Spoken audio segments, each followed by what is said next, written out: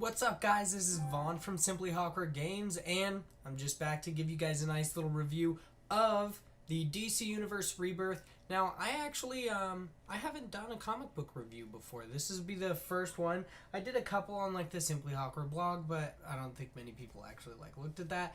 But this is gonna be my first video review of a comic book. I'm really excited about it. I'm a huge DC fanboy.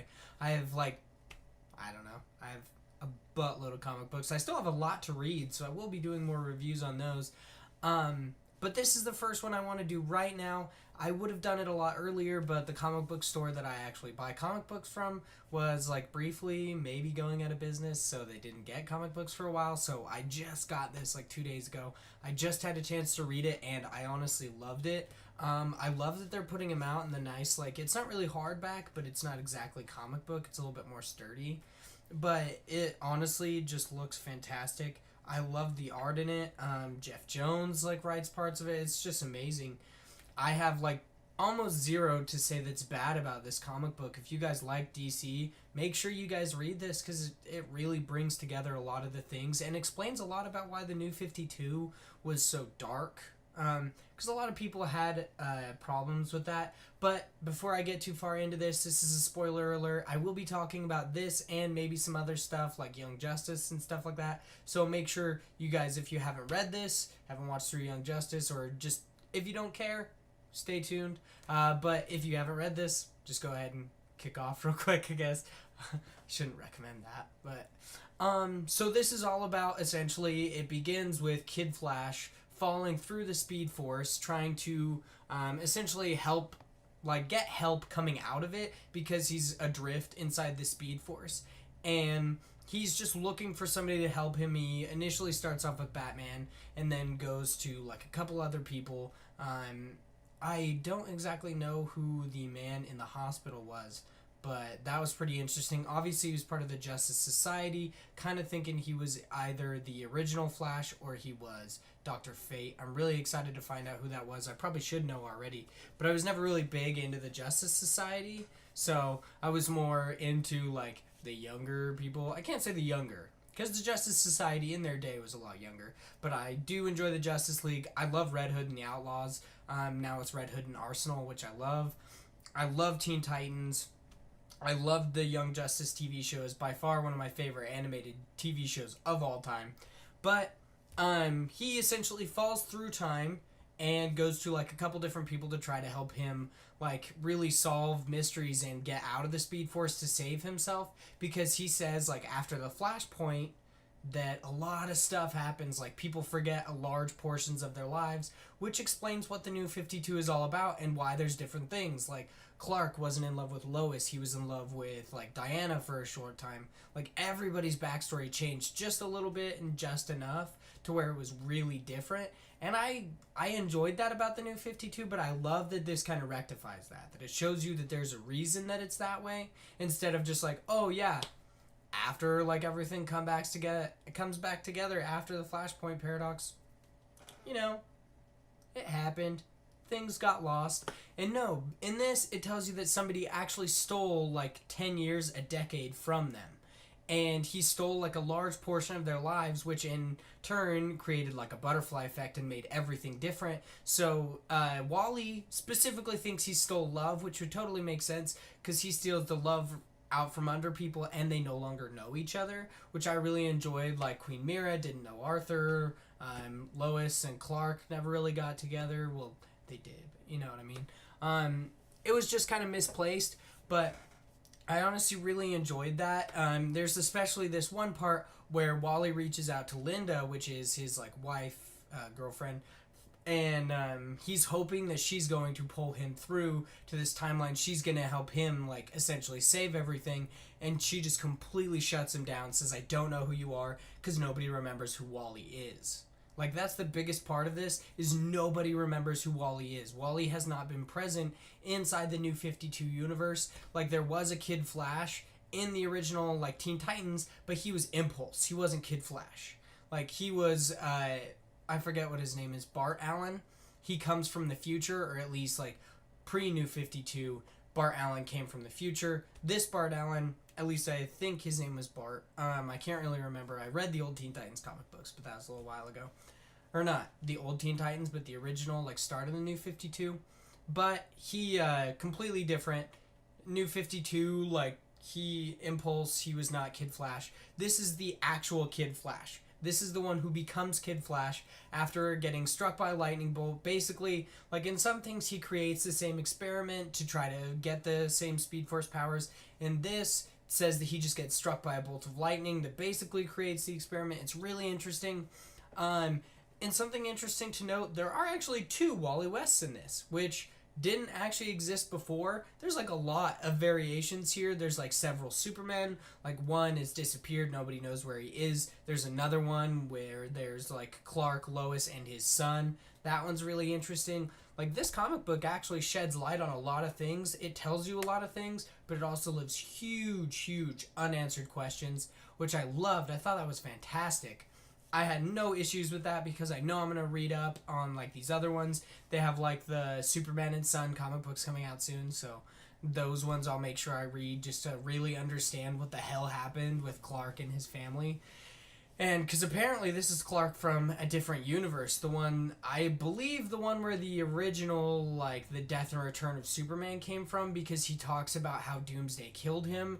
And Lois is like, oh yeah, I hope this Superman comes back to life like you did. But I don't think that's going to happen. I think he's going to have to become the new Superman. I don't think the new 52 Superman, or like if anything changes in the Rebirth, I don't think that Superman's going to come back. Because there's a lot of stuff that changed in the end, and I feel like it would just be easier to use the older Superman. Because they had, like, specific differences, which I really enjoyed. But to get back on track, there's really interesting stuff going on in this. He reaches out to, like, Dick. He reaches out to Vic. He reaches out to, like, all these Teen Titans. He's just about to slip out because nobody's been able to recognize him. Not even Linda, his love, the love of his life. He reaches out to Barry. Just to tell, he doesn't even reach out to him to save him. He just goes to Barry Allen, his mentor. Like, he loves this guy. He reaches out to him just to say that, like, every second was a gift, that he loved his life.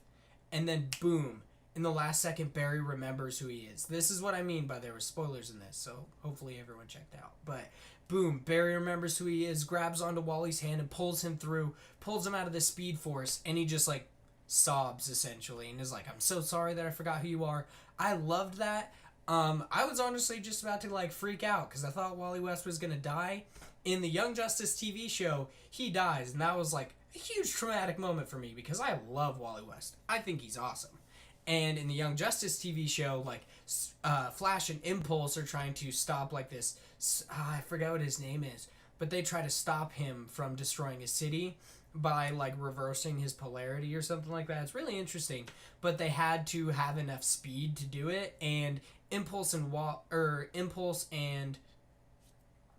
Barry Allen, the original Flash, run essentially around him, but they're fast enough. Wally isn't, so Wally starts to like get feedback off of all this and eventually just gives his life, which was like a big moment for me. I actually cried during it, which is kind of weird. Like, most people think that's odd, but I actually cried during it because I love Wally West.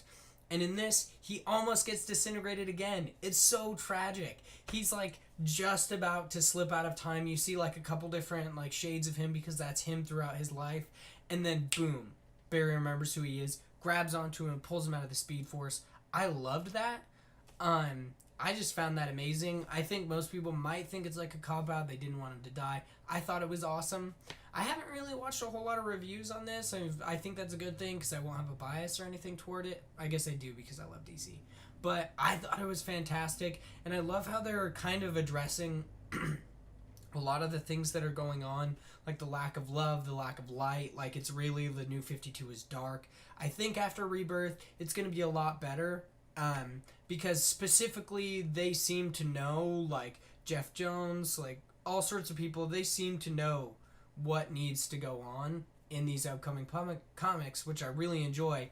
And like, complete spoiler here, if you haven't checked out yet, you really need to, because I'm totally going to ruin this. But from a review standpoint, I kind of have to.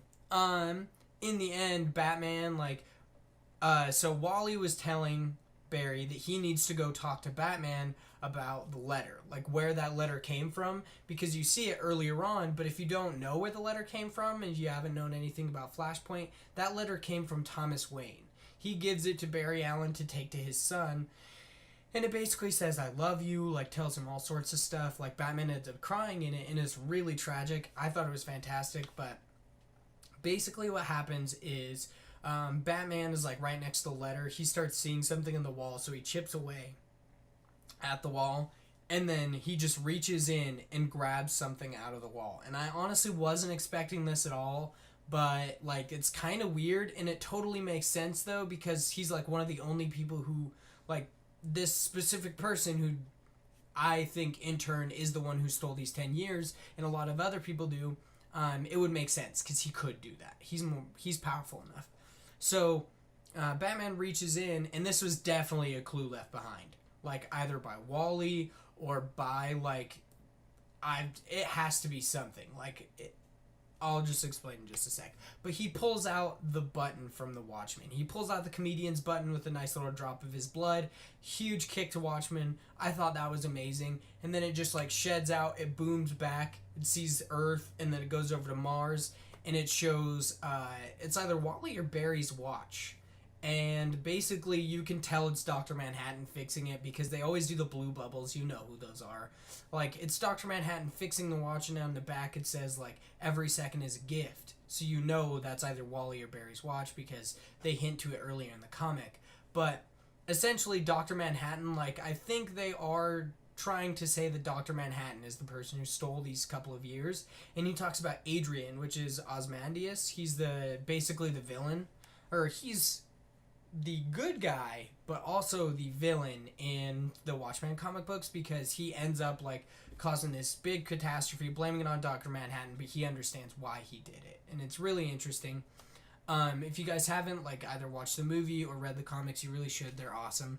It's like a really dark, like fantastic version of like an alternate reality, but I really enjoyed it. I thought this comic book was fantastic. I'm so excited to find out what happened. I mean, the fact that it could have been Dr. Manhattan, it could have been, like, Adrian who did it. I think it's Adrian, honestly. Because I don't see a reason that Dr. Manhattan would do this. I think, like, Adrian was the one who stole those years. And then Dr. Manhattan is given the little clues. Like, he puts the button there, and he put it there for Batman. Like, it was in his cave. There's a reason that it was there. And I'm 95% sure it's to, like, elude who did this, what they did, like a little hint to it. Because there's no way that, like, the greatest detective on Earth would get, like, an amazing clue just randomly, like, put in his wall. No. No way. Has to be something there. And I think Dr. Manhattan, in the end, he might be the guy who stole the years. He might not have been. I don't know. I don't think it is. I think it was probably Adrian or some other, like, worldly force. Just to, like, quick spoilers, also other things. Darkseid is back. He was, like, this little baby. It's really weird. There's just, like, the second Wally West was, like, he's African-American. He looks awesome. I'm so excited for it. It's shown in, like, a couple different pictures, which I wasn't really, like, interested in. But it is Wally's cousin, who he didn't know before, and they have the same name. His name is Wally West. And because they were both named after his grandfather. I think that's amazing. Essentially, there's going to be, like, two Kid Flashes. There are going to be a Kid Flash, which is this African-American Wally West. The Wally West that we know, his cousin. And then there is the Wally West. I think he's going to be a completely different superhero, like how the Red Arrow becomes Arsenal, and he was also Speedy. I think it's going to be like that. But I'm so excited. I think you guys should definitely read this. It was a fantastic comic book. It's definitely a good launch point if you guys haven't read a lot of DC Comics. If you guys like this video, make sure you like us on Facebook. Leave a comment down below. Make sure, you subscribe. I'll be putting out more, like, comics, Funko Pop reviews, game reviews, some gameplay, like, all sorts of stuff. So just make sure you guys stay tuned to Simply Hawkward Games. And I hope you guys have a great day.